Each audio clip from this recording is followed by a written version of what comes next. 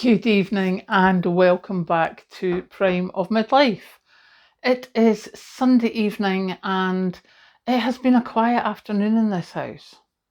Yeah, a very quiet afternoon in this house. This evening I am talking about reading books and such. Now, as I have told you before, I am a voracious reader. I read a lot, I read at speed. Kathleen, however, has dyslexia. So reading has always been a chore for her. It's not been enjoyable. So we just accept that. If there's a story I think she'll like, then we'll probably get the movie.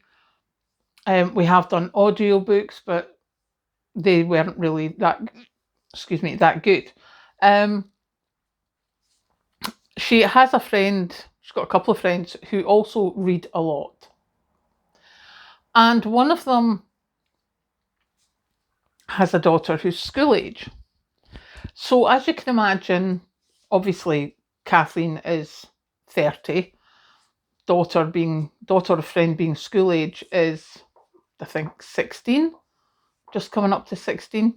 So what they see in social media is very different from what I see, which is probably a good thing.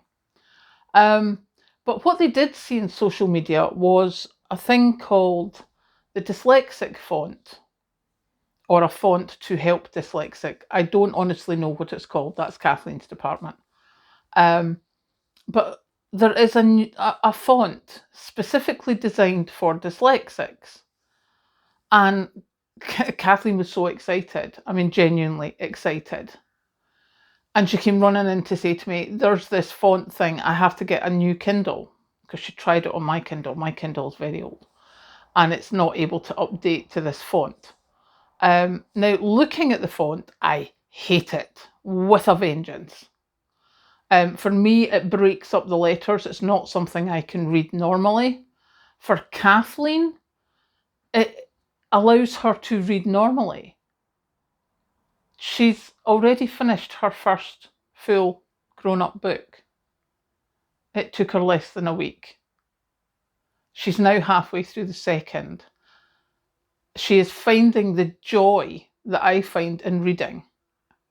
And I just could not be happier for her. So I thought I'd come and tell you here that if you don't know about it, because I certainly didn't, there is a font that is specifically for dyslexics, and it seemingly makes a huge difference for whatever type of dyslexia Kathleen's got. I'm sure there's probably more than one. But definitely worthwhile looking it up if you have a dyslexic family member, because the enjoyment Kathleen is getting out of being able to read a book is phenomenal. So we're actually both sitting reading at the moment, because she's started reading books that I've got in the Kindle. I mean, I obviously have loads of books on the Kindle. I've got books in the bookcase. Obviously, the books in the bookcase are no use to her. The books on the Kindle, she can change the font. She's doing it on her phone just now because the new modern Kindle is like 150 quid, so that's not happening anytime soon. But she's reading them on her phone just now, and it's phenomenal. So there we were, and then it gets worse. Then this evening, just not 10 minutes ago, because I came down to tell you all this, then when she was talking to me, she's like, Mum, see this thing? I have this thing, with the reading. And I was like, oh yeah, how far are you in the second book? Because I'm catching you up. I said, but in saying that, hands up, to be honest, because I've read them before, I don't remember much about them.